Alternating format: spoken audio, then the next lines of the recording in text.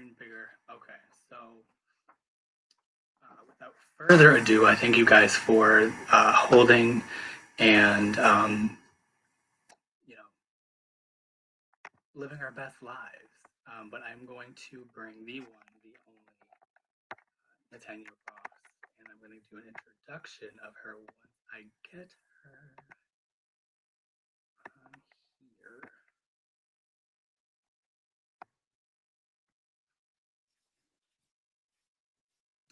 here. Okay, there you are. Hi. And my volume is on. Yes, this is my life. Okay. Can you hear me? Kinda, yeah. Okay. How about now? Yeah, I can hear. Technical difficulties, I'm telling you guys. 2020. Okay, well, I'm going to try and see. Hopefully this works. If not, I will have to switch over to my actual phone, which I was trying not to have to do, but hopefully this will work. Hopefully you'll be able to hear me. So if you guys don't know who is on the screen below me, if you didn't grow up in the 90s, then I'm not sure what you're doing here. No, I'm just kidding. But we have the one, the only, the actress, the I can never say that word. Philanthropist, I can't say. She has done so much for me personally as a child growing up in the 90s on shows like Alex Mack. I'm sure you all know Robyn Russo from The Secret World of Alex Mack. She was on Boy Meets World as well as Step by Step. You guys remember that show? ER. I mean, you've been on so many things. It's incredible. So thank you so much for joining us and being a part of Raw History. And are you ready to let your Raw History out? Let's do it. All right. Let's do it. So a little bit of background on you for those who are joining. And of course, everyone, if you want to ask some questions, you could always join in the chat.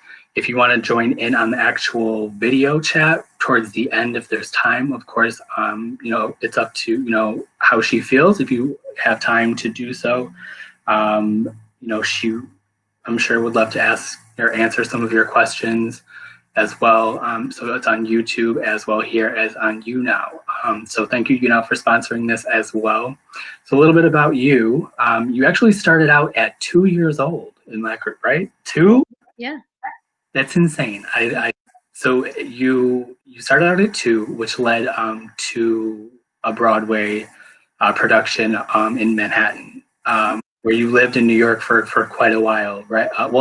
When did you move to? When I was 9. I moved out here to California, I should say, when I was 9 years old. 9. Okay, so that's all right. And then that's when you were on Billy on TGIF. Mm-hmm. Yeah. Okay. All right. You were also in a McDonald's commercial. Mm-hmm. Yeah. I always wanted to be in a McDonald's commercial when I was younger. I don't know why. But you've been in 14 TV shows, like I said, Alex Mack, Boy Meets World, Step by Step, ER, Baywatch, 90210, over 6 movies. I mean, you've won numerous awards. It's how does that feel to know that you've accomplished so much at such a young age, and you're still to this day accomplishing so much? I mean, it sounds a lot cooler when you say it. So yeah, I mean, I'm grateful for that. I'm grateful to have that kind of a stamp, I guess, on pop culture. It means a lot. Yeah.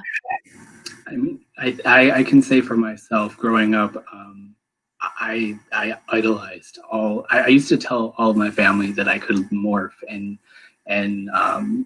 do all the powers that Larissa, Alex, do on the show. And I always said, if I could be anyone on the show besides Alex, it would be Robyn Russo, because I related to you in the aspect is like I knew who I was as a person, but I also was a little bit like, that like standoffish, a little bit, just not the norm, what everyone is used to, and I loved that about your character so much. You stood out, especially when you were the pigtails, everything about it was amazing. Oh, thank you. You're very, very welcome. Yeah. Now, starting out at such a young age in the entertainment industry, I can only imagine, did that affect your life growing up as a teenager or young adult, and even now?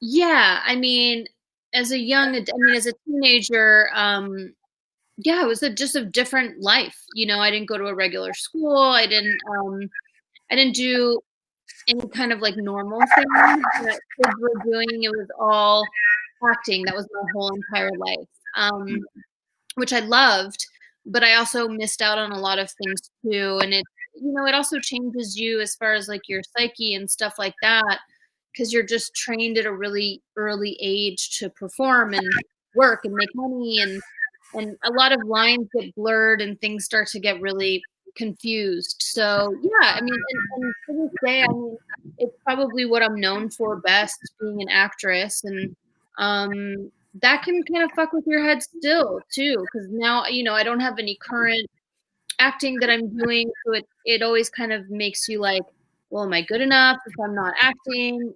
What I do with the other part of my life, is that good enough? Like, so yeah, I mean, it affects everything, of course. Right. Yeah. Especially, well, thank goodness, we didn't grow up in the year 2020. Well, that's a whole nother topic. Right. Having all of our mistakes and bad choices in life, weren't documented. Right. Yeah. For the most part, yeah. Right. Unless we wanted it to be. Right. Okay. Now, we've definitely witnessed the repercussions of, some might say the downward spiral of celebrities who started out at a young age, like Britney Spears, Amanda Bynes, also even Lindsay Lohan. And they've all got, like I said, their start at a very young age on either Nickelodeon or Disney, networks such as that.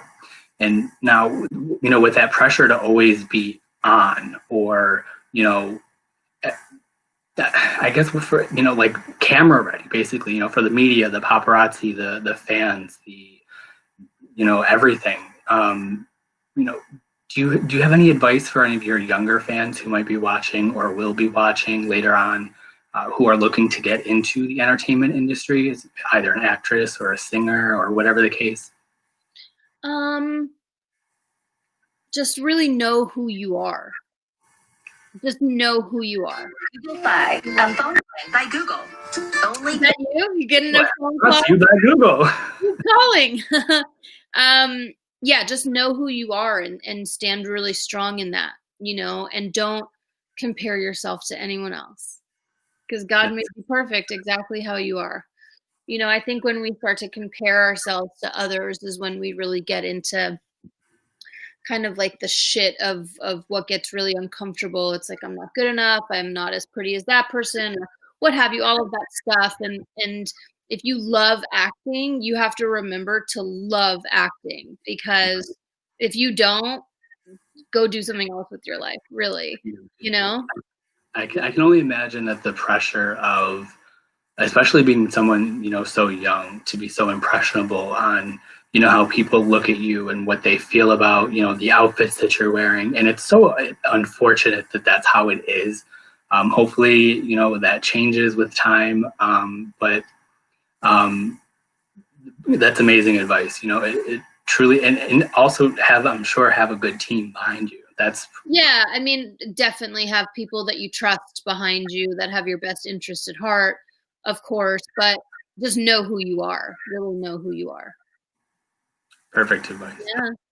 And I, as an adult, need to learn and take that into consideration. We all do. Yeah, I mean, we all do, no matter what you do in life. Now, you posted something on Facebook today that this was not a part of what the questions that I had, but you literally summed up pretty much this entire interview in a beautiful paragraph. I'll read it later on, but you kind of touched on, if this year in whole, looking at it as, an outsider looking at someone's social media. People usually, I like to say, don't compare somebody's highlight reel to your B-roll or your outtakes. Yeah. And now a lot of celebrities have this invisible pedestal that they're on.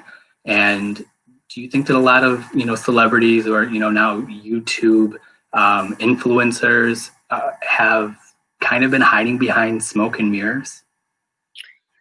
Yeah, I mean, I think everybody does, I think the reason, why we feel so insecure when we go on social media and why there's all this mental health surrounding social media is because, you're comparing however you're feeling on any given day to what someone's presenting as like their absolute best life.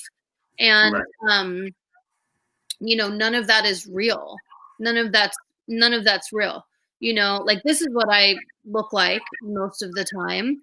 The pictures that I put on my social media for content, those are modeling pictures or publicity shots or acting photos or headshots or, but it's hard. I mean, I go through the same thing. I'll scroll through Instagram and I'm like, oh, my life sucks, but like my life's beautiful exactly how it is. Oh.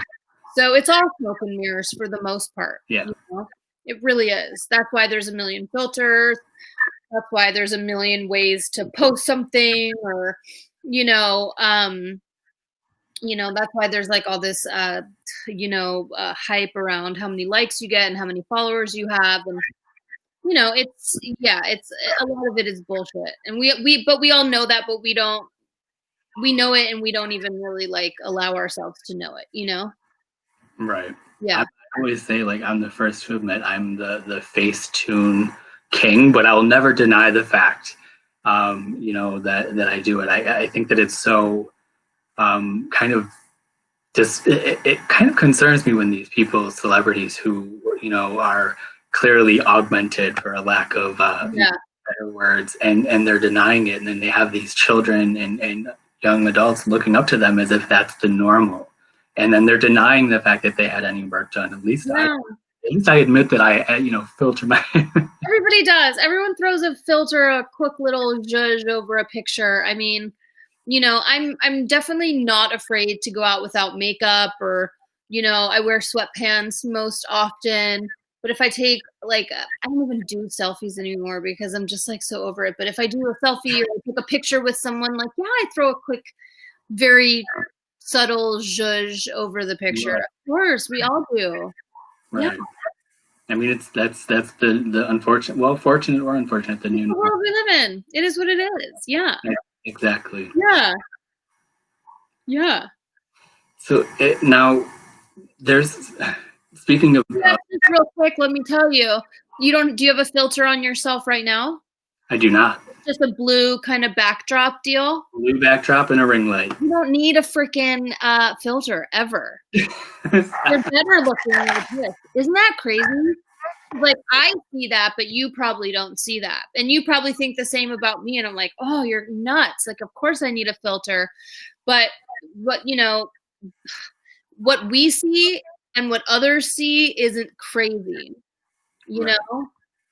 Right. We always, when we look at ourselves in the mirror, I feel like we know what our personal imperfections are, or what we feel are our imperfections. Right. Yeah.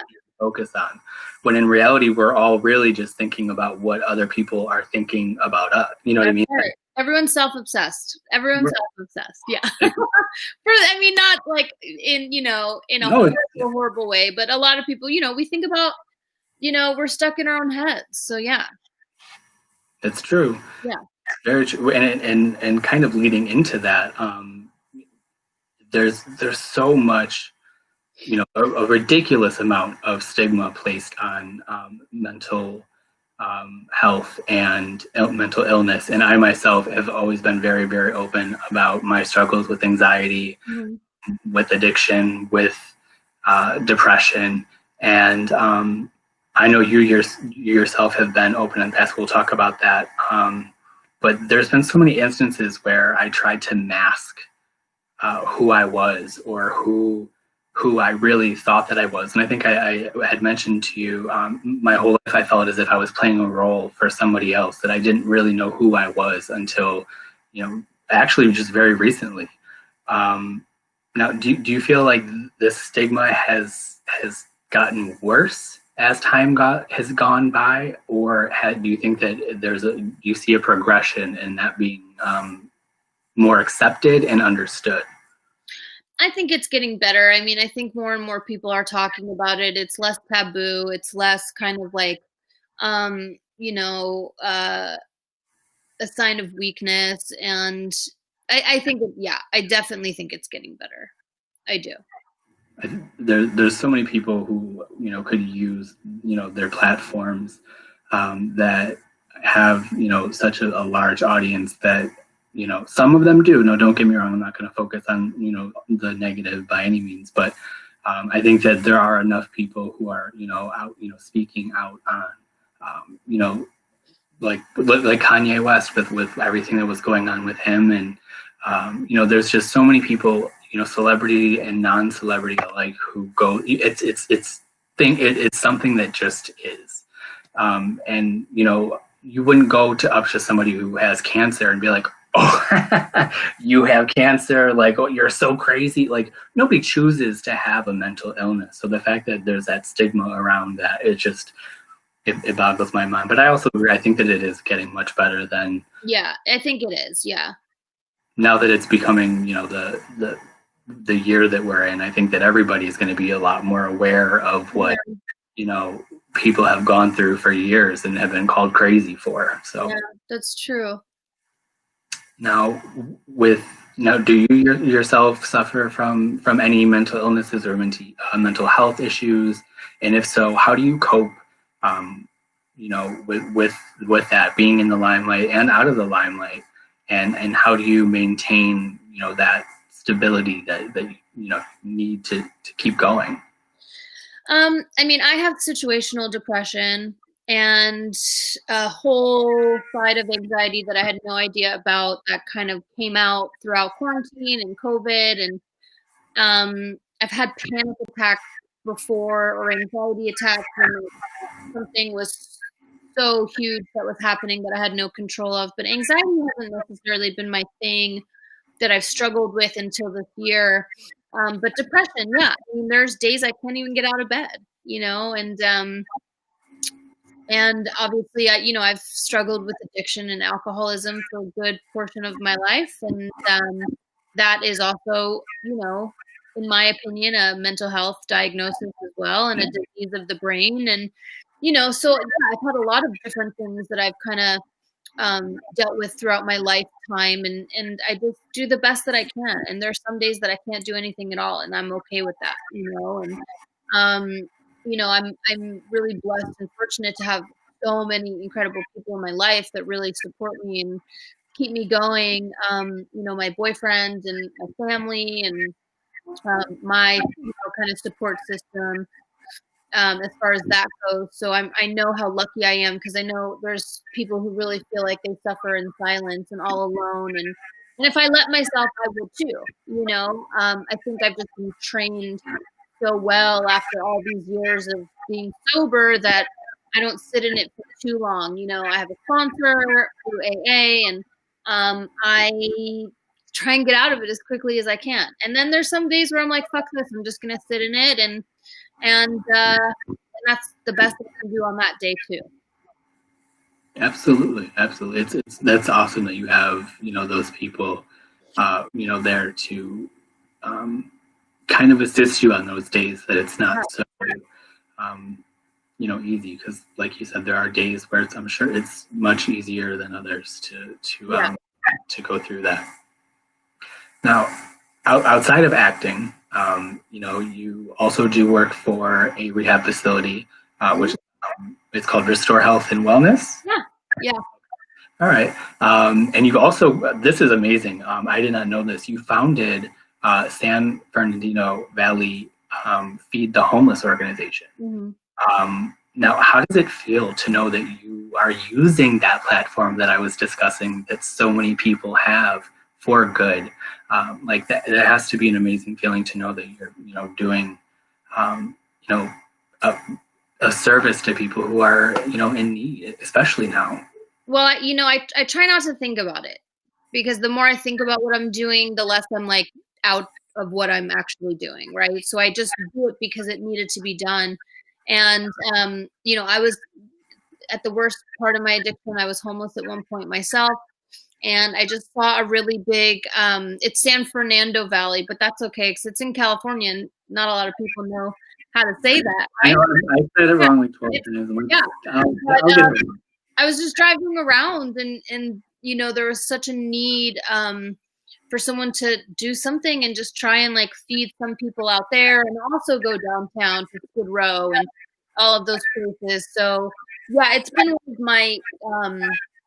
one of my fondest times that I've had being of service is, with this organization for sure. And we've taken it further than I realized we could have. So it's been amazing. Yeah, it's done more for me than anyone else. That's for sure. That's amazing. I love to hear, people, doing for others, because I do believe that everything comes back. So. Well, you have to. I mean, the more I think about you, the less I think about me, and True.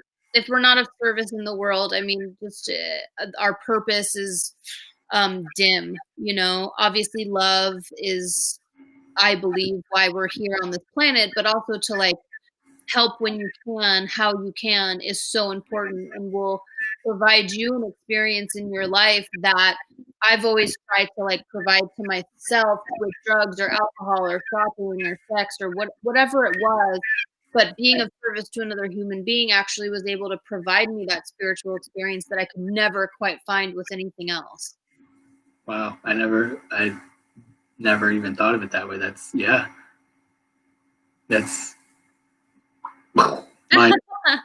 mind blown. Yeah. It's crazy. So what was it that made you decide that, the volunteer work was what you wanted to do after having such an amazing and successful acting career? I mean, it was amazing and successful. And then, as soon as I started using drugs, it was not so amazing and successful. And I was, pretty down and out for a long time. I lived in a car for a while. I just kind of, it progressed really quickly to a very bad place. So I knew when I was kind of like graced by God to get out of all of that and make it out on the other side, that I kind of had a responsibility to train my brain to always be thinking of like what I could do for somebody else. Right. Gotcha. Okay. Now you said, yourself that you had an addiction with alcohol and substances. What was your like aha moment? That moment when you were like, enough. Like this is like when, like what made you realize that was not the road that you were intended to be walking? I've had a few of those, to be honest, because it's taken me a long time to get to the point where I'm at. So I would have that moment and then it wouldn't stick. And then I'd have the moment again and it wouldn't stick. So I think this last time I got sober, it was just like, I don't think it's anything I did. I think it was kind of like divine intervention, grace by God, whatever you believe in, whatever you want to call it, I think is what did it for me. Because I think like left up to my own devices, I might not, be the person you're looking at today. So I think it was something much greater than myself that made the decision for me, like enough is enough, and I think I had a different purpose in life than to just kind of, die by drowning in an alcohol bottle or, behind drugs. So, right. Yeah. And I can 100% relate to that. There was a lot of time while I was living in New York City. Like I said, there was times I was completely intoxicated by the time it was, most people weren't even waking up yet, or were just getting home from an overnight shift. It was bad for a while. And it took me waking up in a hospital like, what? And then, it took a while after that, but I think that, it was that moment that was like, what are you, like, I really had to sit and think, what am I doing? What is the purpose? What do I like who I am when this is when I am on, when I'm drinking, it's like you said, though, there are multiple times when, you go back and forth, and I'm so thankful that you were able to get to that point, and you're here with us now to have this conversation. So. Thank you. That means a lot. Thank you for that. Yeah. I'm grateful too. Yeah. There's nobody more grateful than me. Right. Yeah, I'm grateful to be here still too, for sure. Awesome. Yeah. Let's see. So now you mentioned that you were homeless. Now, was that due to alcoholism or? Yeah. Okay. All because of that. Yeah. Yeah. I won't go into the nitty gritty of it. But yeah. All behind drug addiction and alcoholism. 100%. Yeah. And now describe that feeling. I know that there's so many people in 2020 who are facing that. I can only imagine that being a psychiatrist right now would be the profession that I should have chose. But choosing alcohol and drugs and having no income, what was that like to know that you had that career, that moment that was so strong, and then life happened and you found yourself in that situation?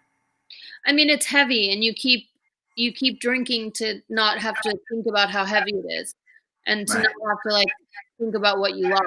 So yeah, it's heavy, and it's I can imagine how heavy it is for people that are going through it right now. It's a tough deal. Like when your one coping skill is to drink over how you feel, but I understand. And if there's anything I can say, it's just that you don't have to drink again, even if you want to. You don't have to. Right. And if you don't want to drink ever again, you definitely don't have to. You just have to reach out to your resources, whatever they are in your area, be it Central Office for Alcoholics Anonymous or a rehabilitation facility, or if you don't have any insurance, and if there's a government program in your area, there are options. You just have to be vigilant, but you have to really know that you're done with whatever it is that you're doing that's harmful to your spirit, whether it's drinking, drugs, gambling, eating. I mean, there's a million different ways that people damage themselves. Absolutely. And that's amazing that you said it, because there's so many people when someone has addiction, it instantly goes to drugs or alcohol. But there are so many other factors, like you said, gambling, food. I mean, I'm as skinny as can be, but trust and believe, I can out eat anybody on any. But there are so many different things that can be considered an addiction. So. Yeah. To really know that there are, people and resources. Absolutely. Yeah. Important. Definitely important. Guys, take notes. Now, this one is even tough for me to ask. You recently found out that you were adopted. Yeah. And I can only imagine that could have, opened up some emotions that you never even would imagine having. Yeah. Can you touch a little bit on that, and when it was that this happened? Was this during your sobriety? Was this?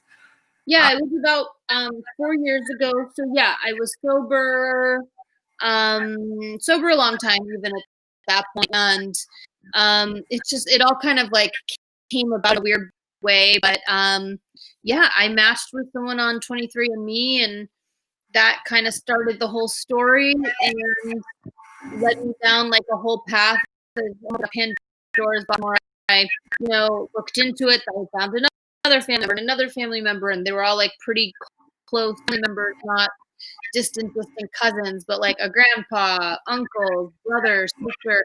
Yeah, a lot. So yeah, that was about 4 years ago, and of course there's a million emotions that come along with it, but I was just super grateful and very excited to embrace the experience. Right. Yeah. That's a beautiful thing to hear, to, look at the, as an opportunity to learn more about something that you maybe never would have had a chance to know about your history, your family and your genetics and all of that. So that shows a lot of your character, that you're able to, pull the positive out of that. Yeah, I was excited. I was down. I was like, all right, yeah, I have brothers and a sister and uncles and cousins and a grandpa, and I was excited. I was excited to learn about everything and see where it could take all of us, Awesome. Yeah. But is that are you still in contact with them? Yeah, my brother's actually going to be here any second. I'm in Texas at my boyfriend's house. We come here every year for Christmas. My brother's on his way now. Everyone got COVID tested, so we're all safe. So I don't want a bunch of shit about that, because we have been very, very good about everything. Rapid tests, the regular test, the rapid test, everything. It's been insane. So yeah, he's actually going to be here any second. So by the time I get off here with you, he'll be downstairs with them waiting for me. So yeah, we're all very close now. Yeah. That's awesome. Yeah. So cool. Yeah. I only have a couple more questions, so I won't. Yeah, no, it's all good. Yeah. So now, being that you're an actress, a model, you're also an advocate for and an ally for the LGBT community, which, as you all know, I'm gay. You're number 12 on LGBT. I don't know what that means. Now you're 11. Yeah, we're trending at 11. No clue what any of this means, but yes, I'm a huge advocate, big ally.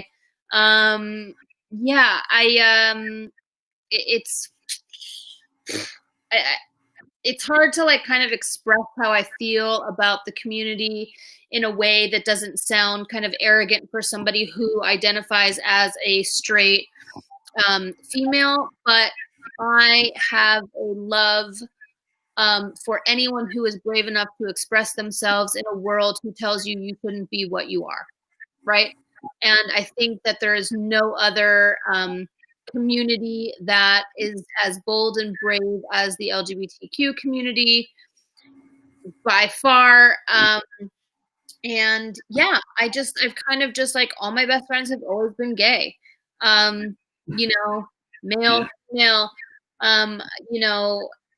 yeah, I don't know. I've just, maybe I was gay in a past life. Maybe I was trans in a past life. I have no idea, but I have such a calling to that community that, and I'm just always so kind of taken aback by, the bravery it takes to be who you are, to just be who God made you to be. What is to have to fight that, to just be who you are every single day. Because I believe everybody's perfect in God's creation, and then we just kind of get skewed along the way. And when I say skewed, I mean like a murderer, I don't think is I think, do you know what I'm trying to say? Yeah, absolutely.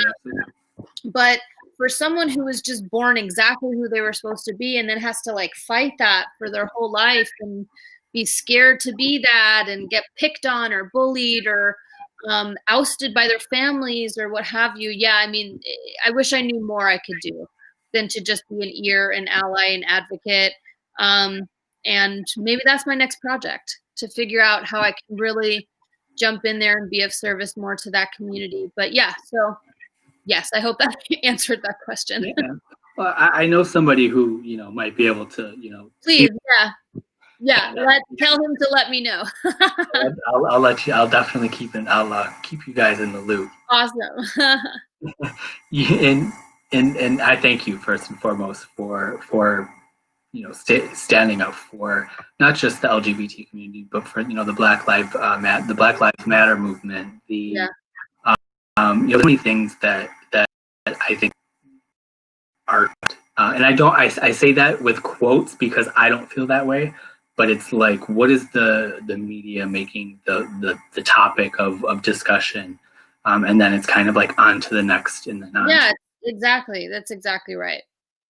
And I appreciate the fact that you have consistently stuck by your your word and what you believe in, and have consistently shared, your thoughts unapologetically, almost, if for a lack of better words, and really been, truly authentic with, your supporters and friends and fans. So we love you.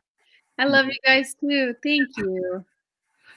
Without a doubt. Now tell me about this okay, so you teamed up with let me get it. You were asked to collaborate with a company to raise proceeds for the homeless community, and they sold out, right? Like they're Yeah, I got approached by a candle company. It's called a Better Half Collection. They reached out to me. Her name's Kala. She owns the company. She's really awesome. She's a woman of color as well. It's a small business and things that are really important to me as well. And a lot of kind of stuff like that. I had to, redirect my booking agent, and then he vetted it and he's like, "Oh, it sounds legit." And I was like, "Okay, cool." And then I got involved and kind of helped with the creative process of it. So we came up with 2 candles. One is just a Natanya Ross candle. The other one is an Alex Mack one. They're sold as a set. So it's a 2-candle set.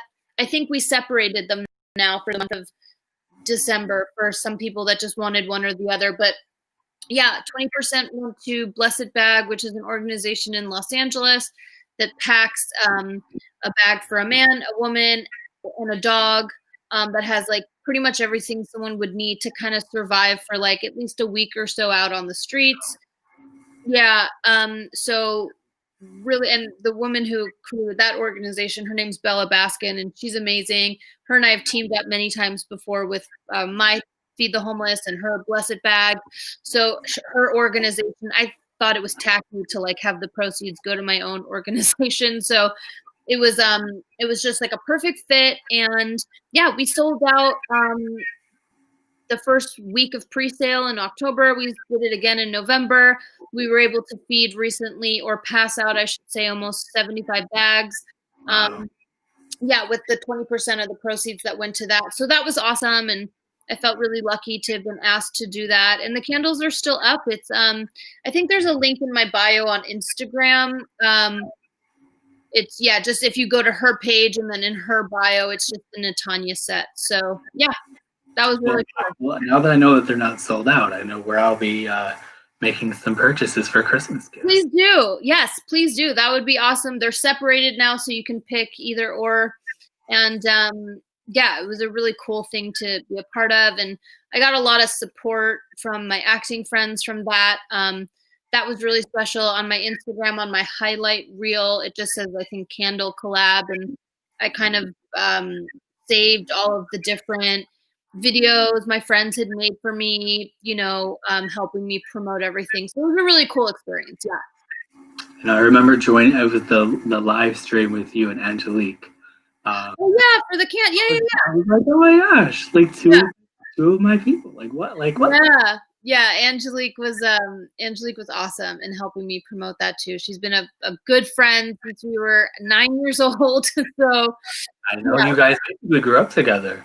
Yeah, there's a lot of us that stayed friends a really, really long time, and it's crazy. Yeah. Now this is not a part of the approved. Right, you got. Speaking like growing, like as you just said, a lot of you guys are still in touch with each other. Are there, of the show, I'm sure you guys are still very close, if not, but as far as supporting each other's projects, is that? Yeah, I mean, yes. So I still talk to Larissa a lot, and yeah, she's been very supportive. I got us all together for a reunion during quarantine. We filmed a little bit of it on Zoom. I think that's in my like IG stories or something on Instagram. Yeah. So and then Darius is like, Darius is always, he played Ray Alvarado. We've never left each other's side. And then when we did our reunion special in 2018, that was at Universal Studios. That's when a lot of the rest of them came back into my life as well.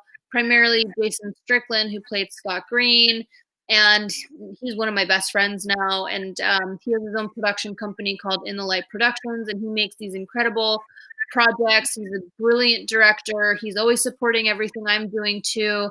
So yeah, I mean, we, again, very lucky. I know it's very rare for that kind of stuff. I mean, this show was on, you know, shit, we filmed it like, was it 94?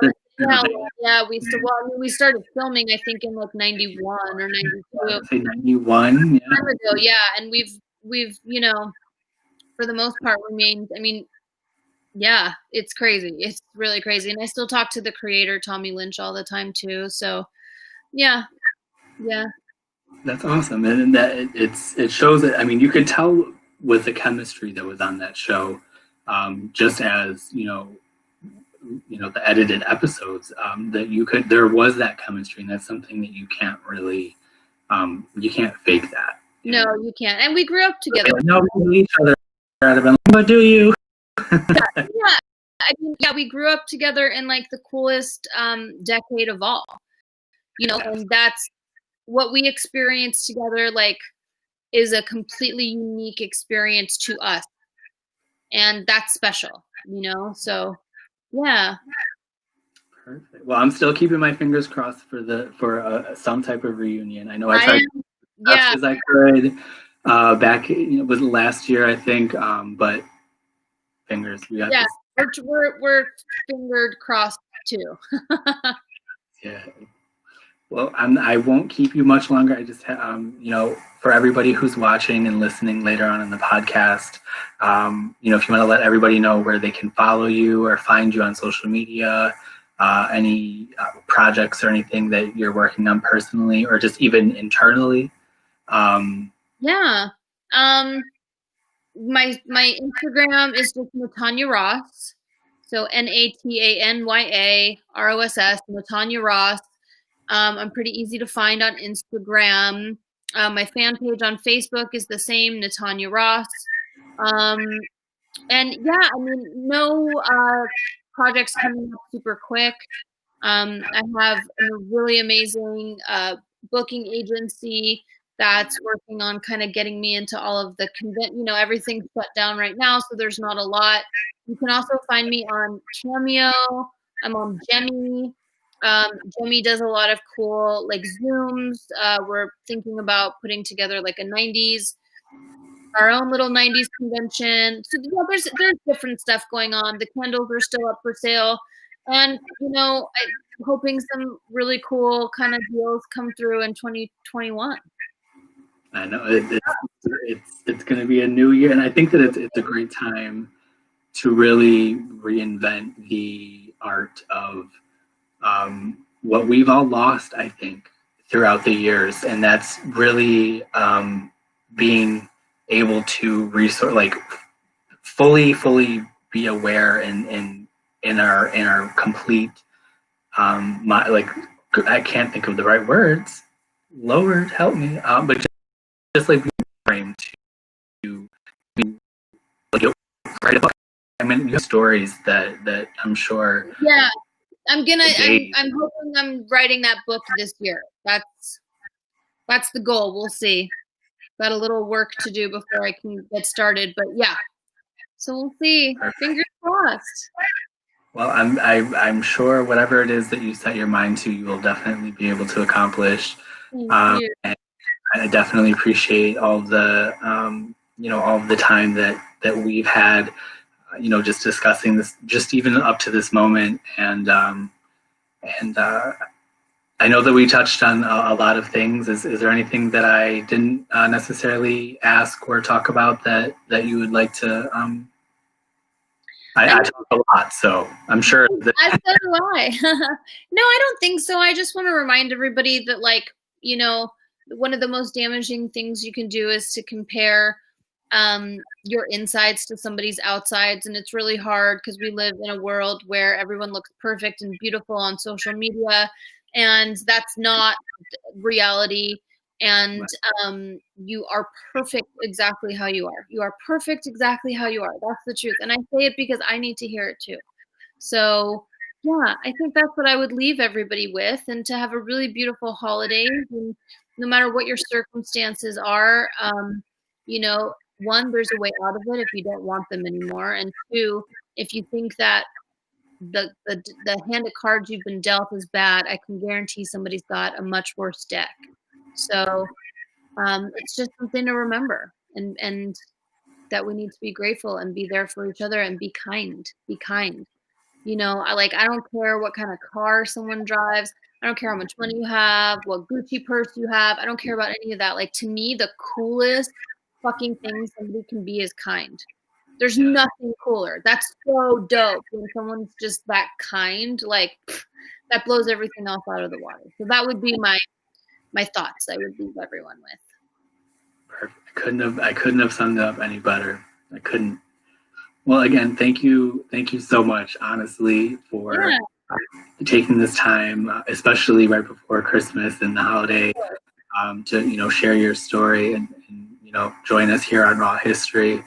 And I know that you have a bunch of fans and followers who will love to be able to hear the side of the Robyn Russo that they grew up with, but the actual person behind that, you've grown to be, the beautiful woman that you've grown to be, that we all have learned to love over the years. So thank you so much. I appreciate it. Thank you, babe. It means so much. So nice to see you. We'll talk soon. Absolutely. Okay. All right, babe. What do I do? Just click out right here? That's it? That's it.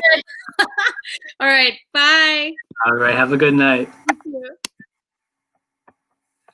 All right, guys. That was the Raw History stream for the evening. If you would like to watch this, of course, again, if you missed it, you can go over to my YouTube channel. It'll take probably about an hour or so for it to render over there. And then a cleaned up and slightly edited version will be available for download on my podcast, which of course you can check out on rawhistory.net. There's also my store, my merch store, also at rawhistory.net. So basically everything that you'll need to be able to watch, listen, or hear this again will either be on YouTube or at rawhistory.net. Huge thank you to Natanya for joining us and allowing us in on such a very personal part that not a lot of people are willing to share. And my mission with Raw History is to do that, to allow people the knowledge and the awareness that it is okay to speak your truth, to speak your raw history. And as Natanya said, please stay kind to one another, take care of yourself, and enjoy your holidays. It's a festive time of year, right? It's 2020. No, I'm just kidding. But thank you guys so much for tuning in. And